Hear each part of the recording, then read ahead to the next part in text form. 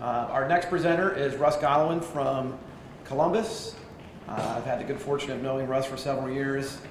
I consider him a friend and a colleague, and today he's going to share with us his thoughts on planning for veterans benefits and sort of follow up to some of the topics and issues that Jen Lyle mentioned earlier today. So with that, please welcome Russ. Thank you.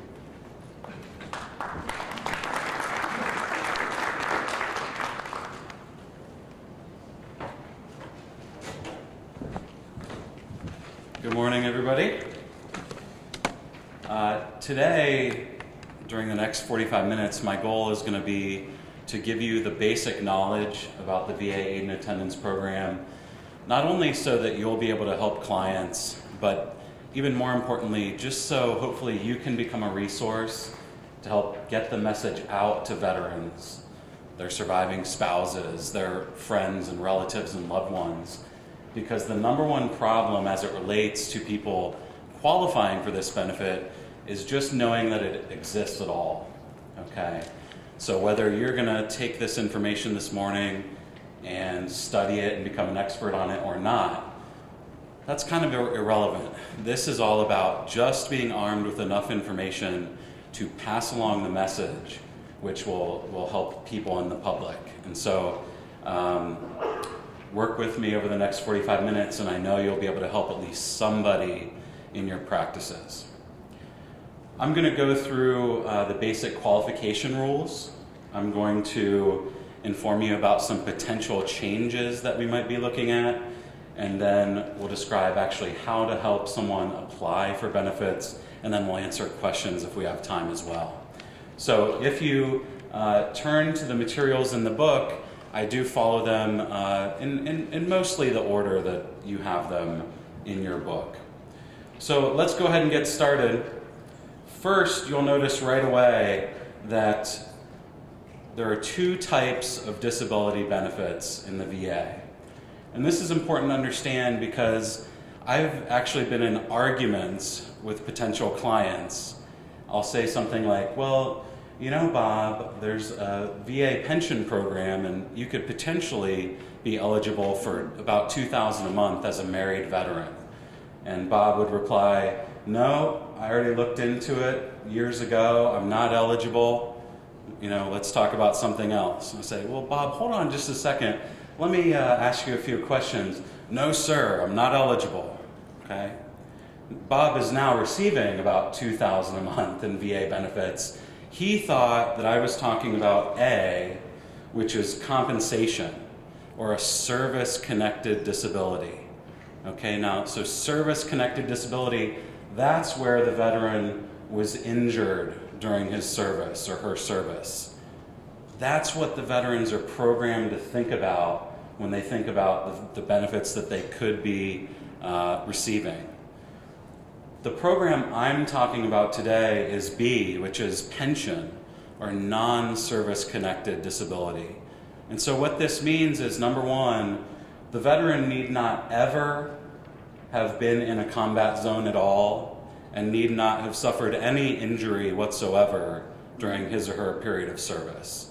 So make sure the people that you meet with or even family members understand that there is a benefit out there that's totally unrelated to combat or injuries. Let's start there. So, the question is, what about this pension program? What are the eligibility rules and criteria?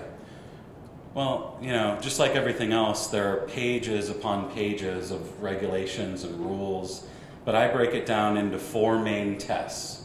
And I think that if you become just generally familiar with these 4 tests, if you have someone in your office or if you're talking to somebody, I don't know, at a baseball game or something, you can diagnose that person's situation to see if they may be eligible. And so the first test relates to the veteran's service. So that's the service test. You'll see on the bottom of page 1, they have to have been discharged from service under other than dishonorable conditions. In some rare cases, you might have you don't have a honorable discharge, but you may have a non-dishonorable discharge. That's never actually come up, but it is, I suppose, important to know. Generally, what you'll see is people come in with an honorable discharge. That's criteria number one. Number two is they need 90 days of active duty. They don't need a year, they don't need 2 years. They need 90 total days of active duty, and only one of those days need to have been during a period of wartime. So only one day. And you'll see the periods of war are listed below. You can take a look at them, but I want you to scratch out the text that I have after Vietnam, because that is just entirely too confusing, and I want you to write the following for your notes, okay? If the veteran served in Vietnam, their period of war is February 28th, 1961 through May 7th, 1975. So that's February 28th, 61 through May 7th, 1975. If they did not serve in Vietnam, that's okay, but they have a shorter period of war.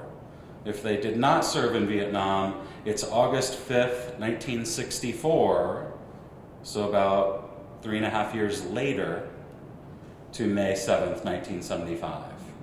All right, so you may have a question, you know, I served during Vietnam, but I was never there. Do I qualify? The answer is maybe, if you served between August 5th, 64 and May 7th, 75.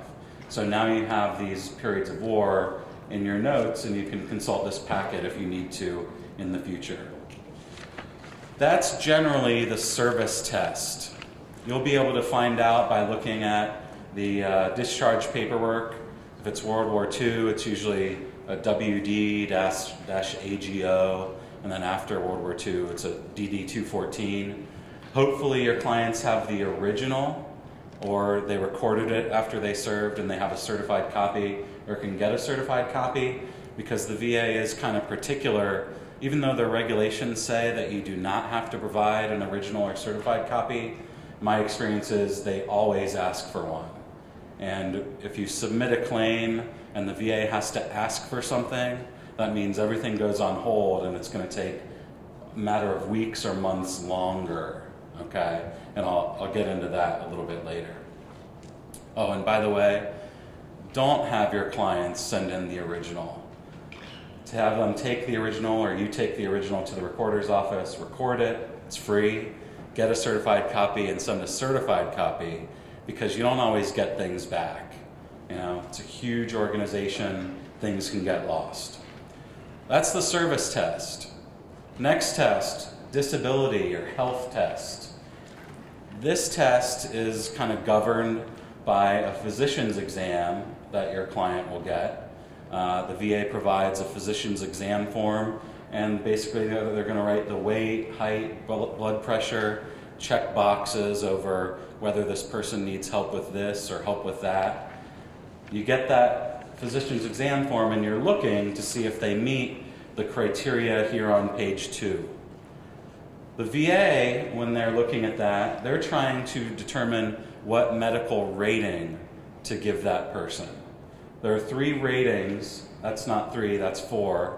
But they give one of 3 ratings, either the basic rating, housebound rating, or aid and attendance rating. Now, basic rating you have right there, it's the lowest amount. If you are considered to be, or if you get a basic rating, you qualify for the minimum amount of this pension program.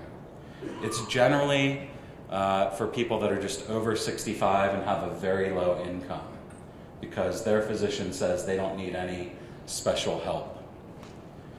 If the person needs additional help, they might go to the second rating, which is the housebound rating. And that's generally if you're substantially confined to your dwelling and you're going to remain confined to that immediate premises. And it's going to continue throughout their lifetime. If you are rated as housebound, you could qualify for a bit more money per month.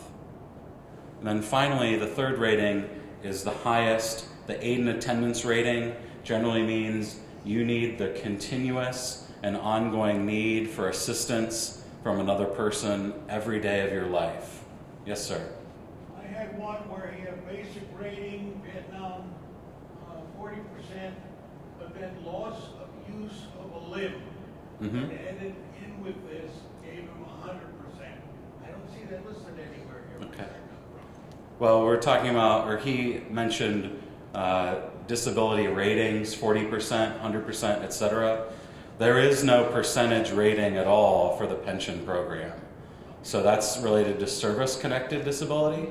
Here, it's solely a matter of, are you housebound, or do you need the assistance of another person on a regular basis? So that's why it's not in these materials.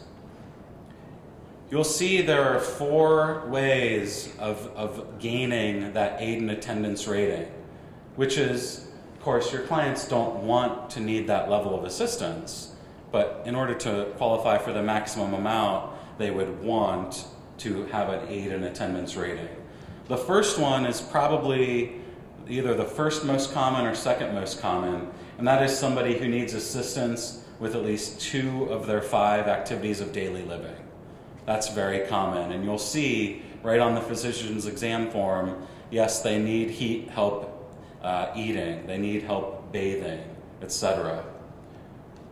Bedridden, if you're bedridden, you can also gain that aid and attendance rating, but I found that if you're bedridden, you probably need the assistance of other activities of daily living, so typically that doesn't seem so critical. The third option, automatic aid and attendance rating if your client is in a nursing home. And then there's also a rule if someone is blind or has a certain visual acuity, that will also give them the rating. So why is this important? Why is a medical rating important? Well, it plays into test 3, which is on the next page, the income test. You'll see, let's just go ahead and turn to page 9 of the materials briefly. Page 9 of the materials is a printout from the VA website, so you can find this information on your own if you like. But this is the pension rate table for a veteran. And the next page, page 10, is the pension rate table for a surviving spouse. And so what all these numbers mean on the right-hand column are the maximum allowable pension rate.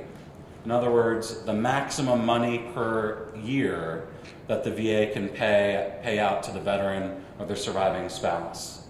And it kind of also has another purpose.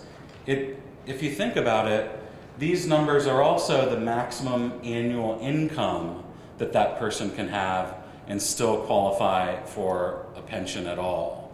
And so let me explain that. Well, let me give you an example and then I'll explain it. If you go down about halfway on this page, page 9, you'll see A&A without dependents. A&A without dependents.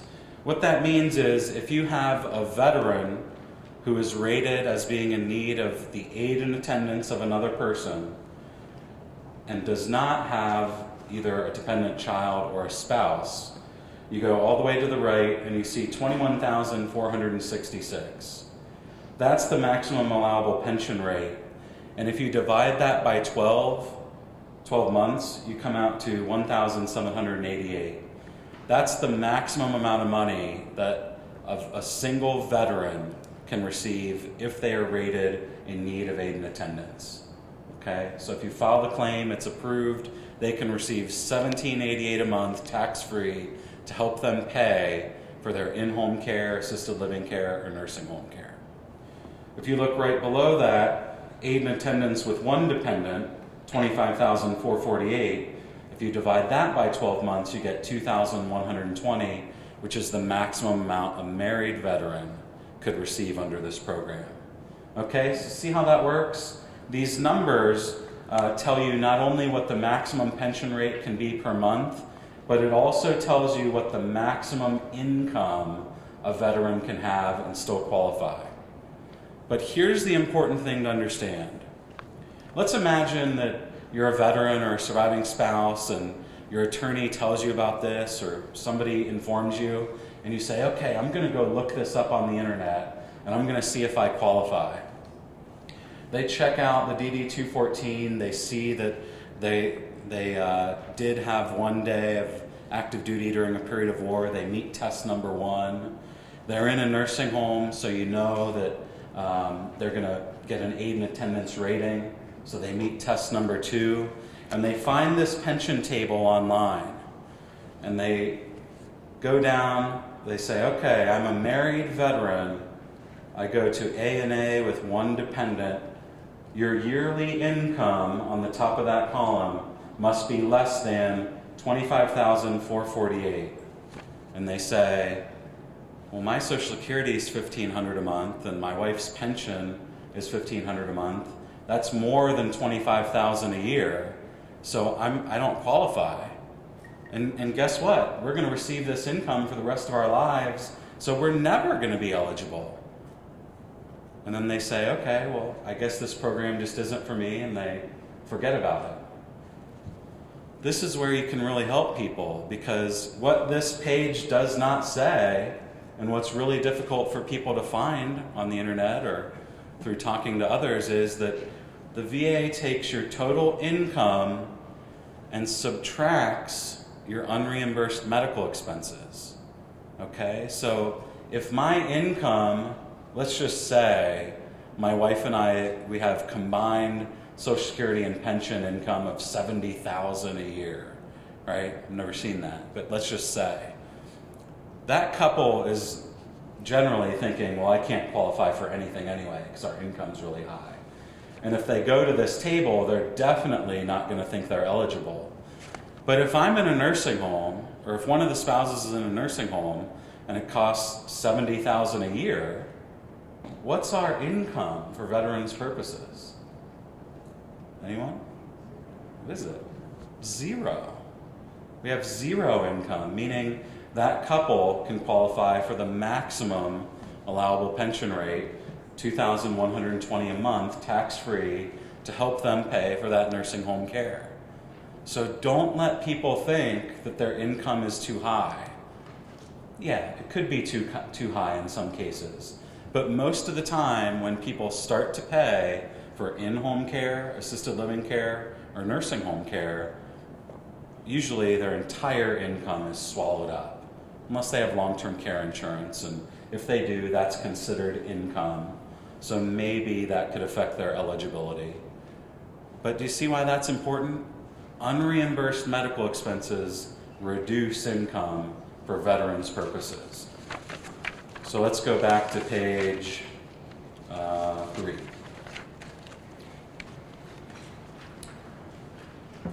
One thing I'll point out as it relates to the medical expenses is there's always been a question of when someone is in an independent living facility, does the cost of the room and board in that independent living facility count as unreimbursed medical expenses? And so kind of when I first started looking into this, it was just this big gray area and nobody knew what in the world was going on. But the VA did publish a FAST letter in 2012. It's footnote 10 on page 3. And then I also gave you a copy of that letter. It begins on page 11 of the materials. If you want, just quickly turn to page 13. There's a table, kind of like a flow chart. Purpose of the flow chart is to tell you when is room and board in an independent living facility considered unreimbursed medical expenses, or when does the room and board count? Okay, so you look, number 1, step 1, is the claimant rated for pension at aid and attendance or housebound rate? Do they have a medical rating? If they do, then you go to step 3 and they ask, does the residential facility provide the individual with assistance with at least 2 of the activities of daily living? And if yes, the room and board is considered a medical expense. It is counted. If not, does an outside caregiver, like a in-home service provider, do they come to the residential facility and assist on a daily basis with activities of daily living? If yes, then yes, room and board is considered unreimbursed medical expense. But if not, if either that facility or an outside source is not providing for those activities of daily living, then the room and board is not considered a medical expense. If the veteran is not rated, if they just meet that basic rating, right?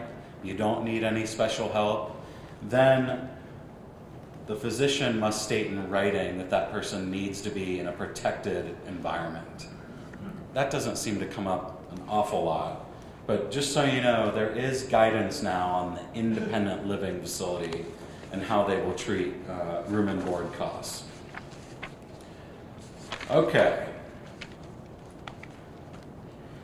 So in many cases, when folks come in, you can establish pretty quickly that they meet the service test. Either they are a wartime veteran or they're a surviving spouse of the wartime veteran.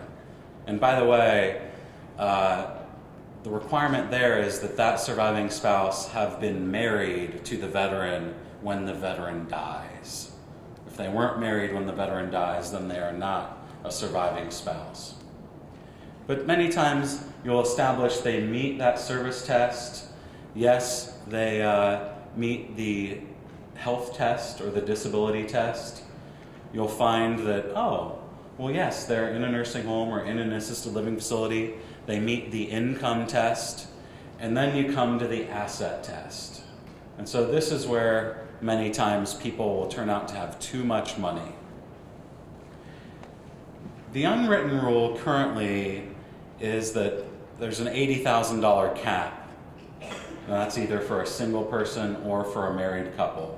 If you have more than $80,000 in countable assets, you have too much and you would not be eligible if you file a claim. I say that's an unwritten rule because truly there is no bright line test right now. In the footnote, I gave you the language that they use, footnote 11. The pension shall be denied when the corpus of the estate of the veteran and of the veteran's spouse are such that under all the circumstances, including consideration of annual income of the veteran and spouse, it's reasonable that some part of the corpus of such estates be consumed for the veteran's maintenance. So that doesn't really give you a whole lot of information. But what it looks like they're doing typically is they're looking at the total assets that are reported or that they have at the time of filing.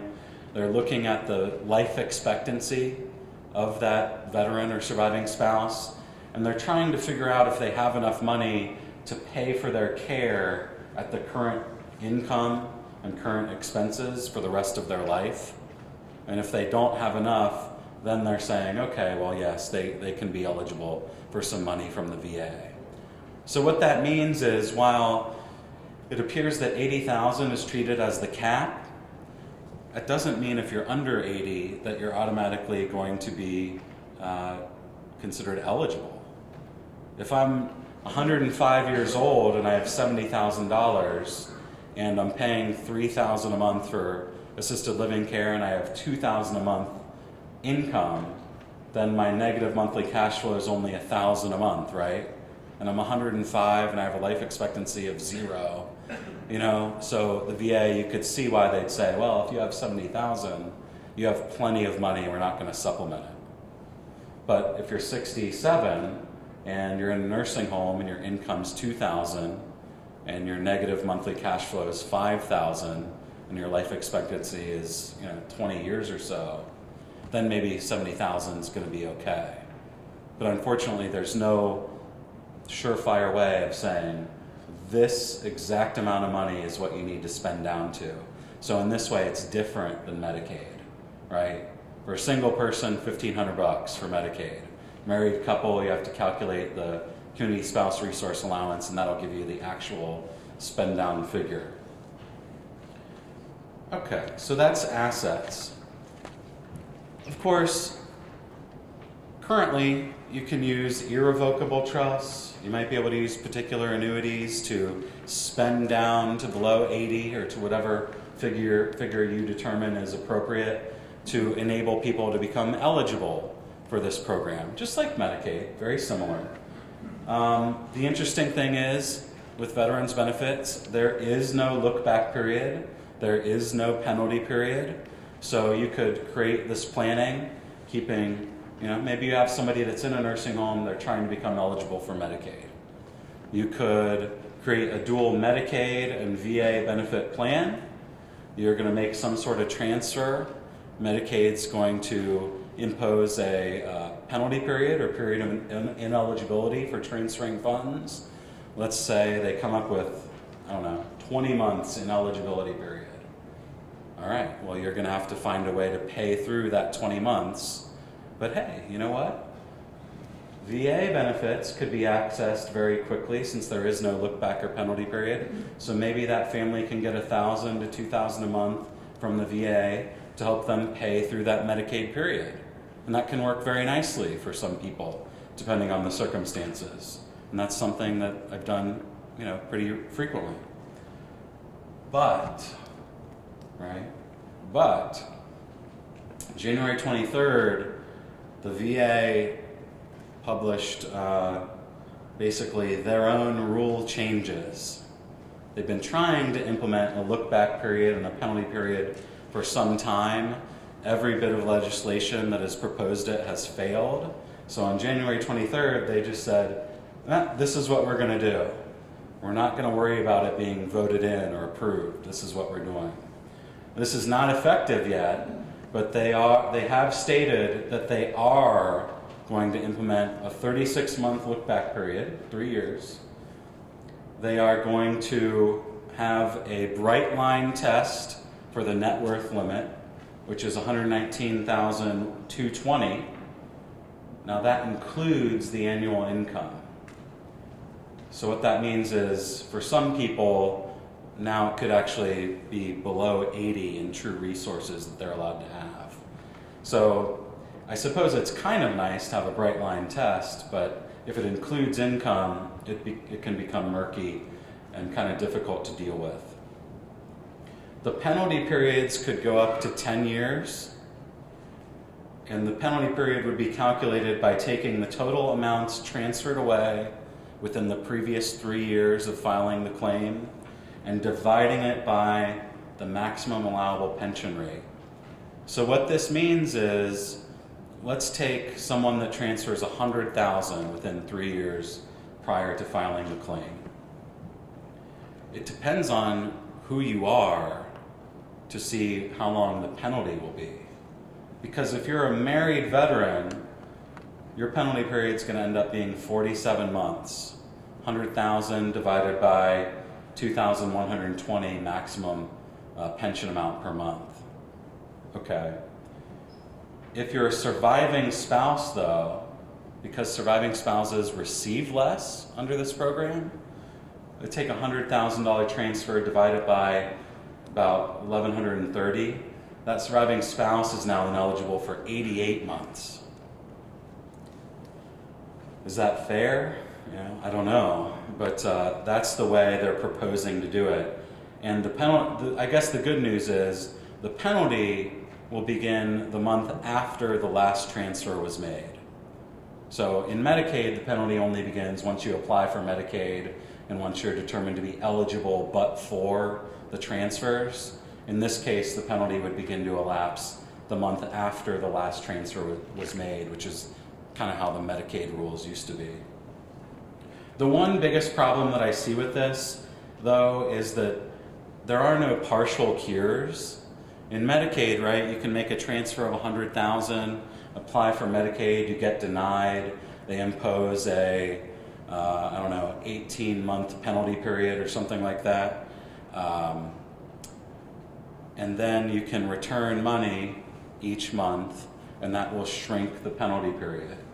In this case, under the VA's proposed rules, there will be no partial cures. So unless you give all $100,000 back, you're going to have to face the whole 47 months or 88 months of a penalty period. That's just going to be a disaster. There are some other changes as well. I don't know if we have time to get in them, but just be aware that this could be changing soon. Now, just practically speaking, we're going to talk about the claim process next, but I have no idea how they're going to actually implement this law. It is difficult to navigate the VA process now. It can take 6 months, a year to get through the system. I've had success with filing fully developed claims, which is something that's now maybe 3 or 4 years old. Basically what that means is you send the VA absolutely everything they need to decide this thing right in your very first submission. And I've had some come back in 5 weeks, and you open up the envelope and you're just amazed that this is done. But it can be difficult. Once the VA has to start asking for 3 years of financial records for checking, savings, brokerage, all that other stuff, I mean, their caseworkers are already overwhelmed. You may have seen on the internet pictures of some of the pension service centers with files this high on the desk. I just don't know how they're going to do it. It's difficult enough in Medicaid and VA. I just don't know. So all I can tell you is how it's working right now, what the claims process is now. And so this is something, whether you are going to help folks go through the claim process or whether you're going to just generally advise them of what's involved, hopefully the materials on this page will be helpful to you. So I won't read everything, but I'll mention a couple things. First of all, I gave you the form numbers for the fully developed claims, which I believe you should be using if you file one.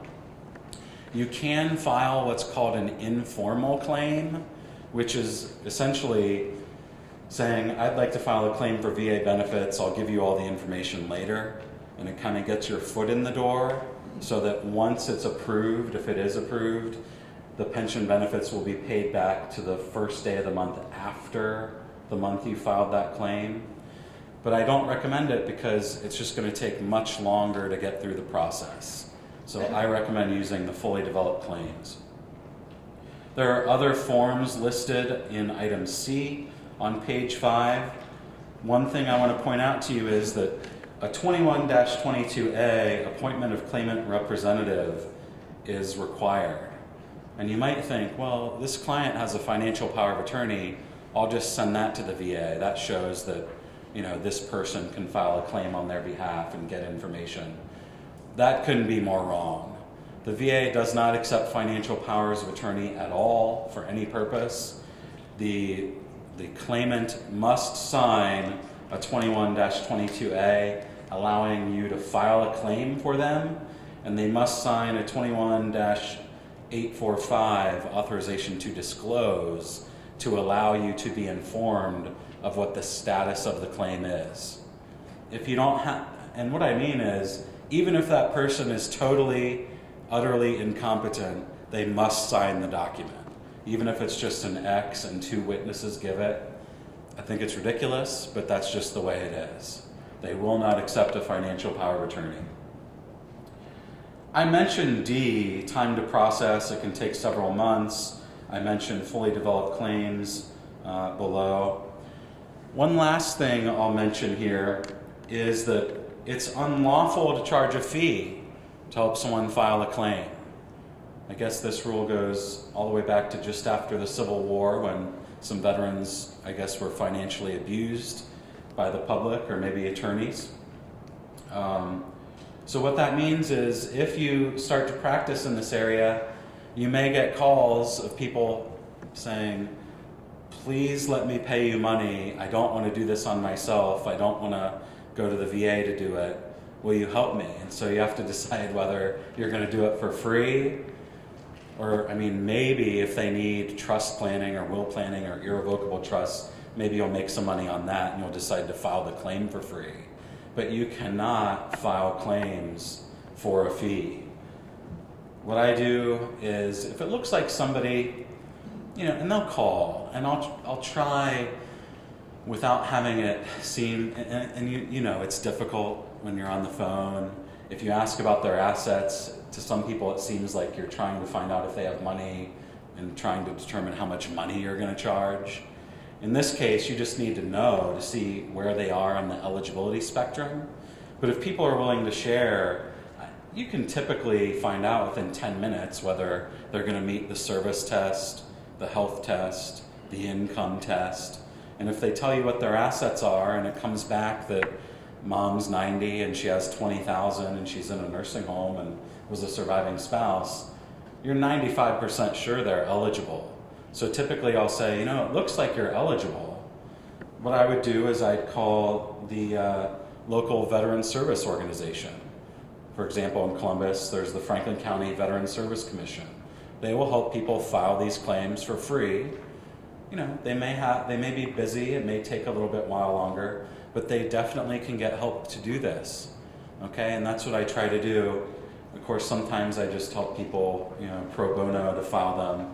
But it does take some time. It's not the easiest process, so you have to kind of limit how many of those you'll do for no charge. So, having said that, that's the quick explanation of this benefit. What I would say is just remember 3 or 4 things. Number 1, there's a program available for veterans, or I guess let me put it a different way. If you can remember this next 30, 45 seconds, you'll be able to provide a lot of value to people. There's a program for wartime veterans or their surviving spouses that are paying for in-home care, assisted living care, or nursing home care. The veteran does not need to have been in combat. They never need to have been injured in the war. And typically, if you are paying for that in-home assisted living or nursing home care, you're going to be eligible from an income standpoint. You're also probably going to be eligible from a health standpoint since you're needing that in-home assisted living or nursing home care. The only question, or one of the questions, is how much your assets are. But if you're interested and either the person is competent or they have a good financial power of attorney, planning may be able to be done to help them become eligible for $1,000 to $2,000 a month, tax-free, to help them pay for that care that they need. And the best feeling of all is when you're meeting with somebody and, just as an example, let's say the wife is the one that's ill. The husband is breaking his back trying to care for his wife. He's honestly killing himself, is what they're doing. And they think, we don't have enough money to pay for some help. Or oftentimes if the man is the one that's ill, they're too proud to accept any help, and the money is a problem. If you can explain to them how if they start to pay $2,000 a month for in-home care, they will become eligible for $2,000 a month from the VA, that's a total lifesaver. Because you've convinced them that they can afford the care, and the care will allow the husband or the wife or whoever the caregiver is to stop killing themselves providing this care. It could enable perhaps the spouse to stay home. It can be a wonderful thing. So keep it in mind when you're meeting with folks. Ask them if they're a veteran. Ask them if they're a surviving spouse of a veteran. If somebody mentions that their parents are getting up there in age, just take 30 seconds to describe this program to them. You could be really, really helping them. So that's all I have for right now. I'll take questions, but please help spread the word about the program.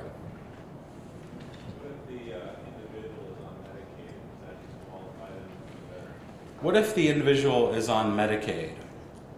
Well, if they're on Medicaid, then their pension benefit would be reduced to $90 a month, but that is $90 extra that Medicaid claimant or applicant or recipient will be able to keep. So they'll be able to keep their 45 plus 90 as, you know, their monthly income. Okay. You changed the appointment of claimant representative? What did you say? Can you change the appointment of claimant representative? Can you change the appointment of claimant representative? Yeah, you can.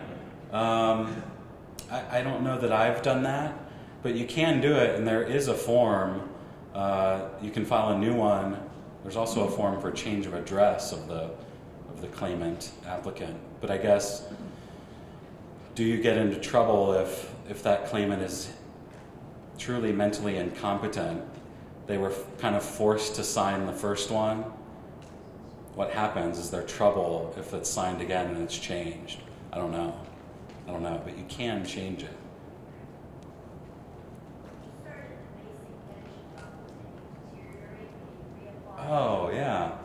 If you start at a basic pension rate and then you become housebound or then you become in need of aid and attendance, can you change it? Yeah, you can. And so I definitely recommend that. The hardest part is getting in the system and getting approved the first time.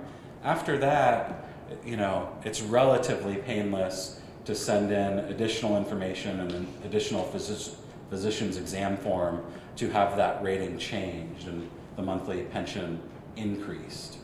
Yeah. Any other questions? Yes.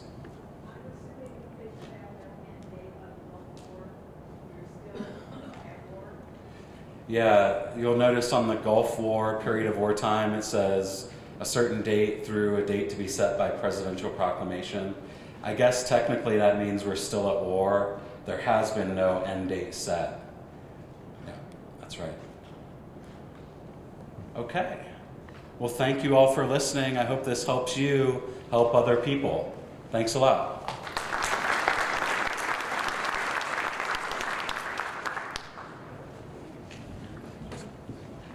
Thank you, Russ, very much. We appreciate your time and coming up today from Columbus. We're going to take a 15-minute break. We'll be back and start again promptly. Thank you.